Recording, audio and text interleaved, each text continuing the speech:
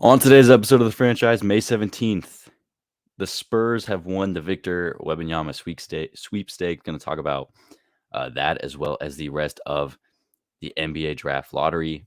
The Nuggets win game one versus the Lakers in the Western Conference Finals. Nikola Jokic triple double, and my top 15 wide receivers in the NFL. Before we get into the episode, you can watch or listen to the podcast on YouTube, Spotify, Apple Podcasts, Amazon Music. You can also find additional content on Instagram, TikTok, Twitter. You can find all of those in the description of every single episode. The Spurs have landed the number one overall pick in the 2023 NBA draft. Last night, Tuesday night, was the draft lottery. And that means the Spurs have the rights to draft Victor Wembanyama. His last name is very hard to say. He is arguably the greatest NBA draft prospect since LeBron James, and some argue he is an even better prospect than LeBron. So the Spurs get him. They finished with the worst record, tied for the worst record in the Western Conference with the Houston Rockets. They had the third best odds to get the number one overall pick, tied with Houston and the Detroit Pistons, all at 14% to get number one. Before we dive into the Spurs, the rest of the lottery, Charlotte had a 12.5% chance. They move up all the way to number two. Portland at a 10.5% chance moves up to three. Houston falls to four. And the Pistons, who had the best odds at the number one overall pick, had the worst record in the league during the regular season, finished with the fifth overall pick, missing out on Victor Wembanyama. So he is one going to the Spurs. Last night on the broadcast of the draft lottery, they were interviewing him as if he had literally just been drafted. He knows he's a Spur. I think the Spurs know he's going to be a member of their team and that they will be selecting him. And I think the whole world knows that Victor Wembanyama will be the number one overall pick. Really, the Charlotte Hornets are really the team on the clock right now. But for the Spurs getting this generational guy, this is their third number one overall pick, I think, in their franchise history. Previously, David Robinson in 1987. 10 years later, Tim Duncan, number one overall pick, ended up winning 5 championships with. Now in 2023, you're going to be getting Victor Wembanyama, who, like I said, is easily the greatest NBA draft prospect since LeBron James. And some argue he might be an even better prospect than LeBron. This guy's 7'5", is able to shoot the ball from beyond the arc. He has great three-point shot, amazing ball handling skills for his size and his length, a great defense, a great playmaker. He's all around an insanely talented basketball player. And it's also his size too. Being 7'5" and being able to do that, he's a true unicorn out there on the floor. And this past season, been playing in France in a professional league against grown men at only, 17, 18 years old? Or I think he's almost 19 years old is what he is. And he's been dominating. He's been playing absolutely amazing at every single level of the floor, offensively, defensively, playmaking. He is a true talent. So the Spurs get him, and if he lives up to his potential of what he could be, which his potential is one of the greatest players of all time, that is what his potential is right now. He has the skill set that if all goes right, everything goes to plan, and he stays healthy, he could be one of the greatest basketball players of all time. And the San Antonio Spurs, who over the last few seasons have been one of the worst teams in the league. This season only 22 wins on the year. You look at their roster, not a lot of talent on that team.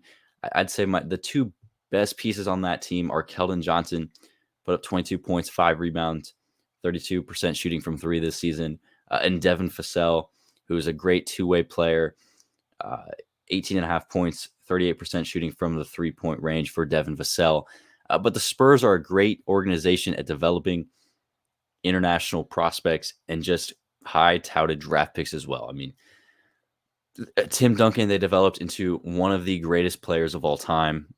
David Robinson is also a legendary player, one of the greatest centers as well. Tony Parker from France, they developed him. Manu Ginobili, when he got drafted. They were just a really great team at developing foreign U.S. top talent. Like they are a really good organization at developing talent. Greg Popovich is still there. He's one of the older head coaches. I think he's the oldest head coach in the NBA. And he's been in San Antonio for a long time. And with the way that this roster has been playing over the last few years, them being not being in playoff or championship contention, the question has been raised of, how much longer is Popovich going to be the coach of this team?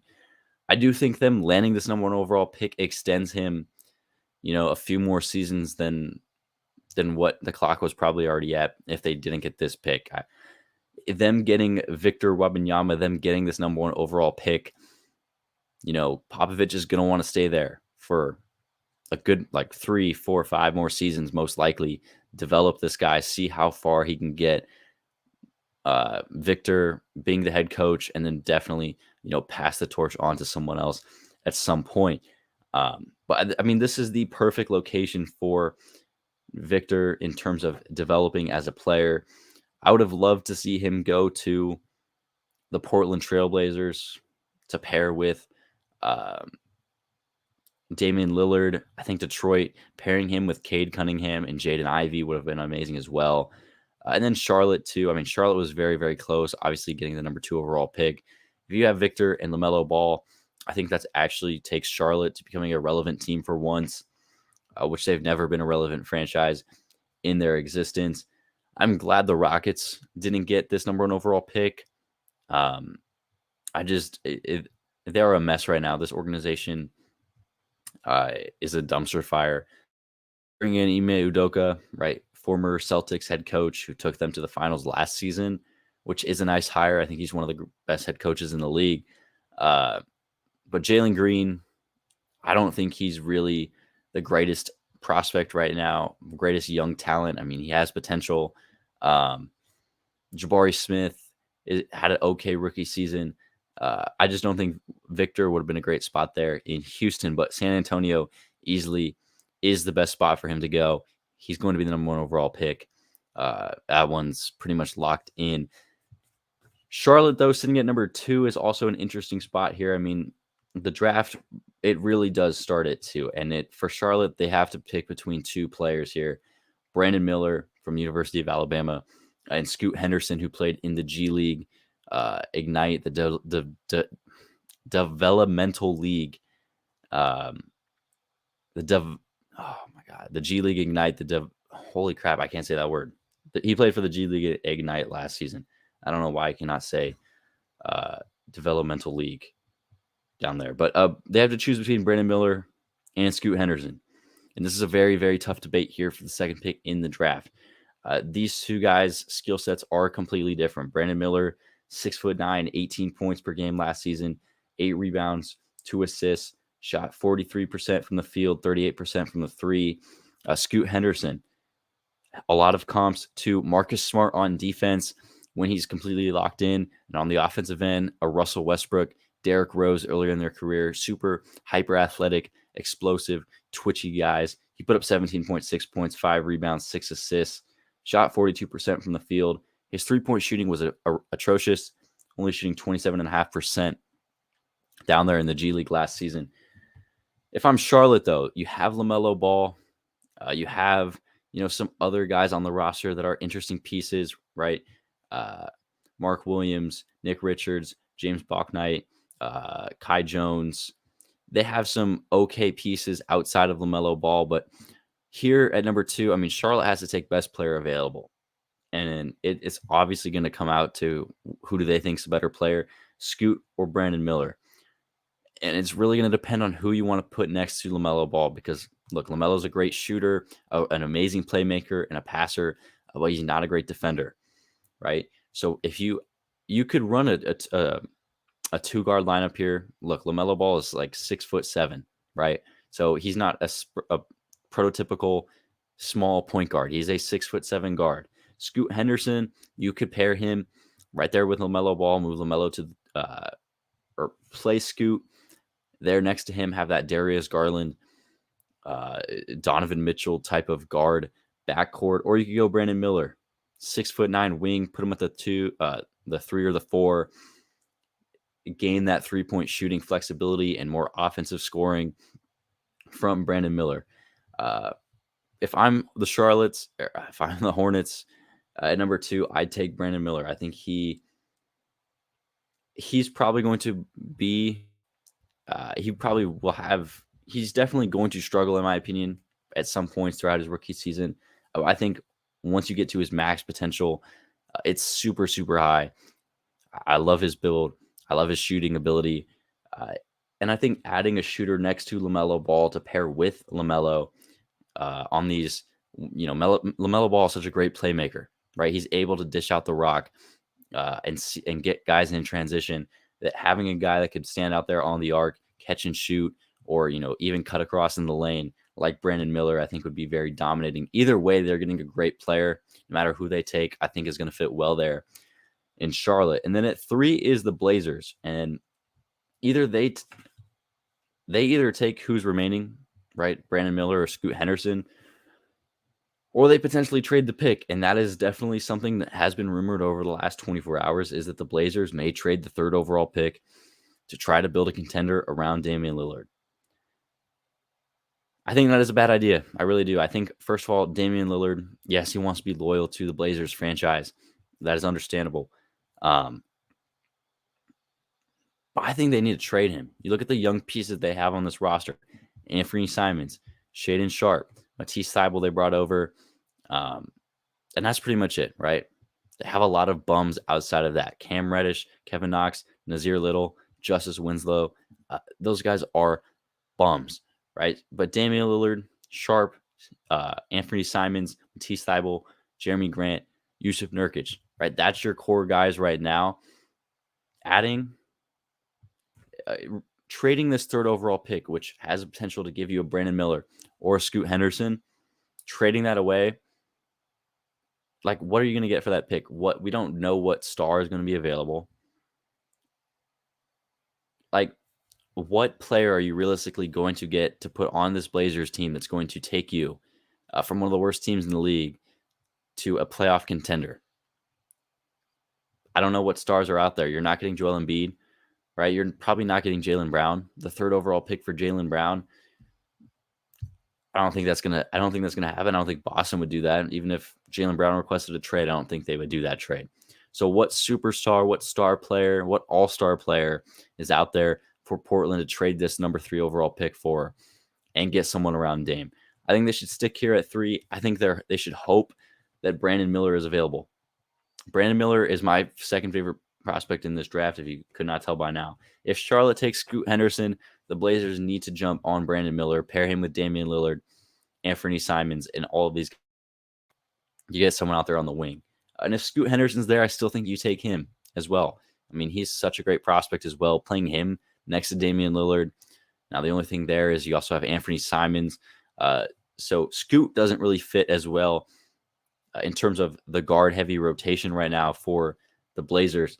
I think them looking to trade this pick is very stupid, right? They are not at the position to build a contender, right? And they need to trade Damian Lillard, right? I know he wants to stay there, but they need to do what's best for the team, and that is moving on from Damian Lillard, drafting someone here at 3, and building for the next 3 to 5 seasons in the future. The Rockets at 4, probably taking one of the Thompson twins, and then the Pistons round out the top 5, sitting at number 5. And they definitely lost. I mean, they had the worst record throughout the regular season in the NBA, and then they fall down and get the 5th overall pick in this draft. All right, playoff basketball. Lakers, Nuggets, game 1 last night, and the Lakers lost this one 132 to 126. Anthony Davis, 40 points, 10 rebounds, 2 blocks. LeBron had 26 and 12. Austin Reeves, 23 points, 5 for 9 3-point shooting. Rui Hachimura, 17 points off the bench. Lakers shot 45% from 3 in this game, 80% from the free throw line. But how about Nikola Jokic completely dominating this game on every single end? 34-point triple-double, 21 rebounds, 14 assists. He ended the first quarter with 12 rebounds. I placed a bet on him last night. His line for rebounds was under 13. You could tell that was going to go over after the first quarter. Jamal Murray had 31 points, 4 for 8 3-point shooting. KCP also had 21. The Nuggets had a very big lead at one point. I think it was like 20, 21 points. But the Lakers started to make a comeback in that fourth quarter, making some big-time shots. Austin Reeves with multiple three-point shots in that quarter. Anthony Davis with a big-time takeover after a semi-slow start. 126 to 129 was the score with a minute or less in the fourth quarter. KCP for the Nuggets misses a three-point shot. This is the score when the score is 126 to 129. So you're looking at, less than 45 seconds left in this game. KCP misses a three. Rebound Lakers. LeBron hits. He doesn't hit. He attempts three-point shot at the top of the key, misses that, and then Anthony Davis gets a shooting foul called on Nikola Jokic. Jokic at the line nails both free throws. So it's 131, 126. Lakers have possession. They can make something happen here, right? There's still enough time on the clock to score a two, get a stop, hit a three-pointer. But LeBron turns over the ball. I mean, that whole I don't know what the heck I just watched, when that was on the TV. It gave me so much hope, right? As a Lakers fan, you're looking at this comeback. You're down 20 plus at one point in the game. You're only down by 3, right? I know you just fouled, so now you're down by 5. But you still have the opportunity to win the ball game. And it just completely fumbles away. LeBron turns it over, and then the Lakers waste so much time waiting to foul. At that point, shouldn't even have fouled because the game was pretty much over. You wasted like 10, 15 seconds to foul any of the Nuggets. The Lakers really had an opportunity to win this game, and they did not. They couldn't do it. They completely choked at the end of the game. But the Lakers in particular, I don't think they played horrible, right? I mean, this was a game. If they play like this against Golden State or Memphis or the Memphis Grizzlies, they're winning that game, right? Anthony Davis game is basically in any other series previous is a win for the Lakers. But this Denver team is so good, and this is why it's going to be such a tough series for the Lakers. And it starts with Nikola Jokic. I mean, this is a 34-point, 21-rebound, triple-double Nikola Jokic masterclass. I mean, he showed you why he is a two-time MVP and should have won his third straight this season. And Jamal Murray has been playing on top of the world right now.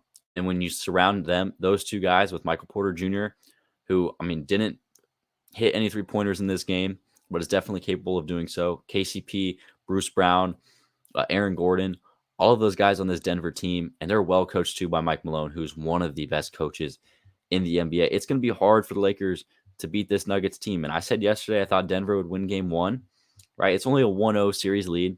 It's not over by any means. The Lakers have not lost this series.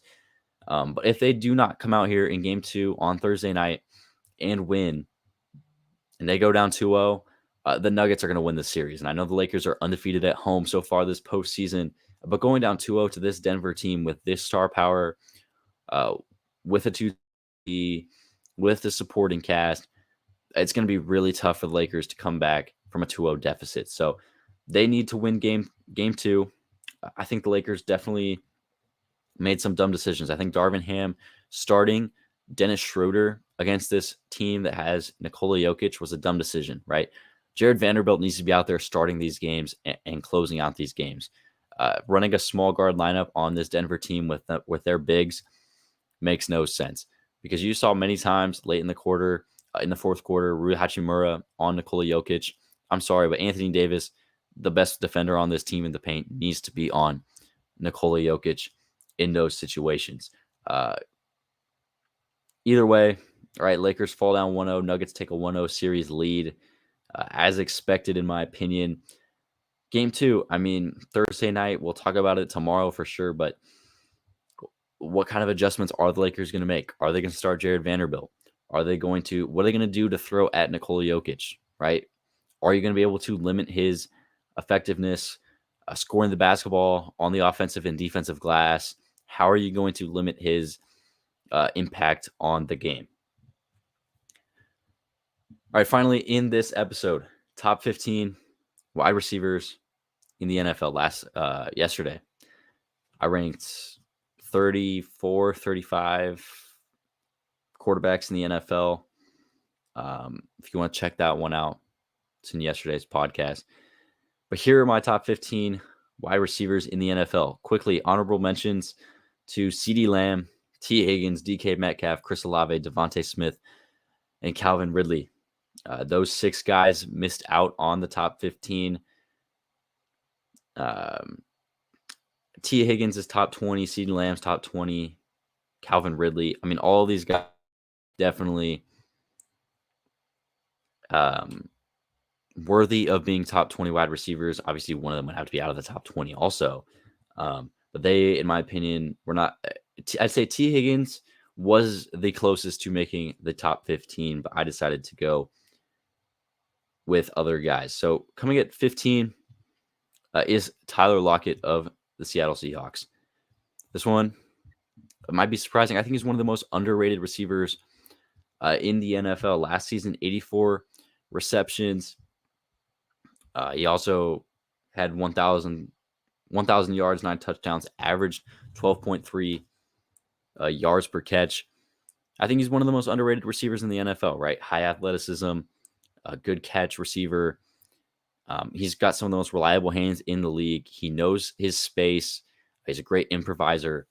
And he doesn't get hurt. He's very available, right? It's always talked about when he catches a football in the middle of the field, he will fall down instead of and avoid contact. And this guy's very underrated out there in the middle of the field for Geno Smith and on the outside. Has great hands. I think he's just super underrated, and I'm giving him the credit here, putting him in the top 15. 14 is Terry McLaurin, 77 receptions, 1,100 yards last season, 5 touchdowns, 15.5 yards per catch. McLaurin averaged 82 yards per game last season with Taylor Heineke, right? Terry McLaurin has never really had a good quarterback to throw him the ball. We'll see what Sam Howell does this season. But look, McLaurin has great route running, great hands, and he's super, super fast. I mean, he's made some incredible catches throughout his time in the NFL. I think if you give him, one of these upper echelon quarterbacks in the NFL, he moves into a top 10 wide receiver because of his skill set. 13 is Deebo Samuel of the 49ers. Last season, we look stats, not as crazy of a year that we've seen from Deebo Samuel. 56 catches, 632 yards, 2 touchdowns. But you also have to remember he is a rushing threat as well. 42 carries, 232 yards, and 3 touchdowns for Deebo Samuel. He is one of the best yard after catch receivers in the NFL. And with his speed, power, vision, and understanding for space around him, that's what makes him one of the best receivers in the league. And he's not the greatest route runner, but his ability to do 20 different things on the field, be a receiver, play in the slot, play outside, be a rusher, is what brings so much value. Deebo Samuel. Number 12. I already losing track of what number we're on. Number 12 is Garrett Wilson, the offensive rookie of the year for the Jets. 83 catches, 1,103 yards, 4 touchdowns, 13.3 yards per catch last season, or his average was at 13.3 last season for Garrett Wilson. When you had Zach Wilson and Mike White throwing you the football last season and you put up these kind of numbers with Aaron Rodgers in 2023, Garrett Wilson is going to have an incredible year. And these numbers are just going to keep going up and up and up. And he's going to move higher and higher on these rankings. He knows how to get open, great agility. There's some things that could use some work, route runner, but he has great speed, great strength, and he's only, entering his second year in the league, and he's going to get one of the greatest quarterbacks of all time to throw him the football. Number 11, how about Mike Evans of the Tampa Bay Buccaneers? This guy, throughout his career, he's been a consistent 1,000-yard receiver throughout his NFL career. Going to be interesting to see what he does in 2023 with either Baker Mayfield or Kyle Trask as his quarterback. But I mean, he had Jameis Winston for a good majority of his career, and he was still a dominant receiver. 77 catches last year, 1,100 yards, 6 touchdowns for Mike Evans down there in Tampa Bay. And then what is it? 1, 2, 3, 4, 5, 6, 7, 8, 9. Yeah, number 10 is Jalen Waddle of the Miami Dolphins. I really, really, really love Jalen Waddle. I mean, he's one of the fastest players at the receiver position in the NFL. Has really great hands. He's a great after-the-catch receiver and a pretty good route runner as well. 75 catches, 1,300 yards, 8 touchdowns for Jalen Waddle last season. Number 9, Amon-Ra St. Brown had a breakout year for the Lions in 2022. He is one of the best yard after catch receivers in the NFL. He's just so good at catching the football and getting his team extra yardage and better field position. 106 receptions last season, 1,100 yards and 6 touchdowns for Amon-Ra St. Brown. I think 2023, another year being the number 1 wide receiver, trying to build this offense and this scheme around him. He's going to climb up. He's going to have better numbers in 2023 and a great fantasy wide receiver as well. Number 8, DeAndre Hopkins. D-Hop over the last 2 seasons, not the greatest numbers. Obviously missed some time in 2022 with the suspension for PEDs, but 64 catches, 717 yards in those, 7 games that he played. Elite route runner, elite hands, and he's one of the best, receivers at jump ball catches. You saw him make a Hail Mary catch against the Bills 2 years ago. D-Hop, entering his 30s, is still an elite wide receiver in this league. Despite missing some time over the last 2 seasons, he still remains one of the best receivers in the game. 2, 4. What? I don't even know what number we're on. 1, 2, 3, 4, 5, 6, 7. Number 7, Cooper Kupp.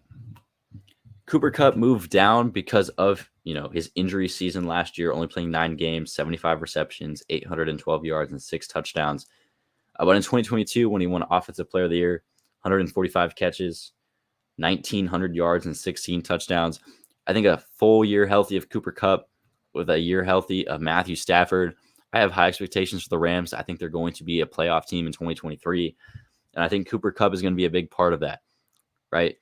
He's an explosive wide receiver, an elite slot threat, gets good yard after the catch, great hands, great route runner. I think a lot of people are going to be forgetting about him because he was injured last season and did miss so much time. But Cooper Kupp is still one of the best wide receivers in the NFL. Number 6, A.J. Brown. Some people put him as high as 3, 4. I think 6 for me is where I'm going to put him at least right now. Last season in Philadelphia had a breakout kind of season with Jalen Hurts. Put up 88 receptions, 1,400 yards, 4th most in the NFL. 11 touchdowns. That's tied for 3rd in the NFL. And then averaged 17 yards per catch. A.J. Brown, huge receiver, dominant, physical, one of the best in contested catches. But he's also very fast, and he has the ability to find open space no matter where he is on the field. All right, entering the top 5 is Jamar Chase. I love Jamar Chase. I mean, I've had him back-to-back years on my fantasy football teams. He's my favorite receiver. I think he's my favorite player in the NFL as well. Great yard after. He doesn't have, last season he did miss some time with injuries, right? But he's an explosive, deep ball threat, great route runner, has good hands. He's not in extremely great at yard after the catch, but he is so dominant. And for Joe Burrow having so many receiving weapons, right? Jamar Chase, T. Higgins, Tyler Boyd. Jamar Chase is able to get his numbers every single year. 87 catches, 1,000 yards, 9 touchdowns, in only 12 games played. So Jamar Chase, what is it? He's entering his third season in the NFL, third or fourth year in the NFL. And I think he's just blossoming into his potential. I think he has the potential to be the best receiver in the NFL. Number 4, I went with Stephon Diggs of the Buffalo Bills, an extremely great route runner. He's explosive in his routes, creates so many difficult catches for Josh Allen. 108 catches last year, fourth most in the NFL, 1,400 yards. That's fifth, and 11 touchdowns, tied for third in the NFL. Number 3 is Tyreek Hill, the premier receiver in terms of speed, route running, and he's got great strength, great hands, great ball skill. Tyreek Hill, 119 catches last year, second most in the NFL, 1,700 yards, second most in the NFL, 7 touchdowns. He did this with Tua, Skylar Thompson, and Teddy Bridgewater last season as his quarterback, and he put up the second most yards and second most catches in the entire league. There was a lot of criticism and hate in the past about Tyreek Hill being just a deep ball, not really a route runner. He just gets open for Patrick Mahomes. He just, runs around and catches the ball. He may do that, but he does run routes. He does have elite speed, and that's what makes him such a dominant wide receiver. Number 2, I went with Devontae Adams of the Raiders. 100 catches last year, 1,500 yards, and 14 touchdowns. That is the most by a receiver in the NFL. Derek Carr last season was not, Derek Carr of old, but Devontae Adams was still capable of putting up a true stellar season. He is the best one-on-one wide receiver in the NFL. And whether he's a slant or a go route or whatever kind of route he's running, I think he's the best route runner in the NFL.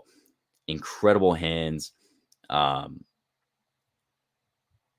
He's just, for the longest time, he's been the number 1 receiver in the NFL. I still think you could put him at number 1, right? I think Devontae Adams is so dominant. I think for me, he comes in at number 2. There's a potential for him to be at number 1. But number 1 is Justin Jefferson, right? 128 catches, most in the NFL by receiver last year. 1,800 yards. That's also first. 8 touchdowns. He did all that with Kirk Cousins. An extremely great route runner. He's a threat at every single level of the field, right? All 3 levels.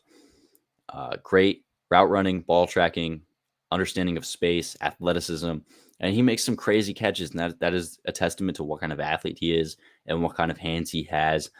I think he has the potential to break records in terms of yards and catches in a single season. So Justin Jefferson, number 1 wide receiver for me in the NFL. Once again, top 10. Number 1, Justin Jefferson. 2, Devontae Adams. 3, Tyreek Hill. 4, Stephon Diggs. 5, Jamar Chase. 6, A.J. Brown. 7, Cooper Kupp. 8, DeAndre Hopkins. 9, Amon-Ra St. Brown. And number 10 is Jalen Waddle. Mike Evans was at 11. Garrett Wilson was at 12. Deebo Samuel at 13. Terry McLaurin at 14. And Tyler Lockett at 15. So those are my top 15 wide receivers in the NFL, right? Probably some controversial players that I didn't put in the top 15 or in different spots, but that's my list as of right now. So we did quarterbacks, did receivers, probably going to do running backs or tight ends, very, very soon. Going to finish up the offensive side of the football, but that's going to do it for this episode of the franchise. Be back on Thursday recapping tonight's Eastern Conference Finals between the Boston Celtics and the Miami Heat. Another top something in the NFL. Whatever else happens, whatever else we're going to talk about in tomorrow's episode. Thank you so much for tuning in. Remember to use Spotify, Apple Podcasts, Amazon Music. See you guys tomorrow.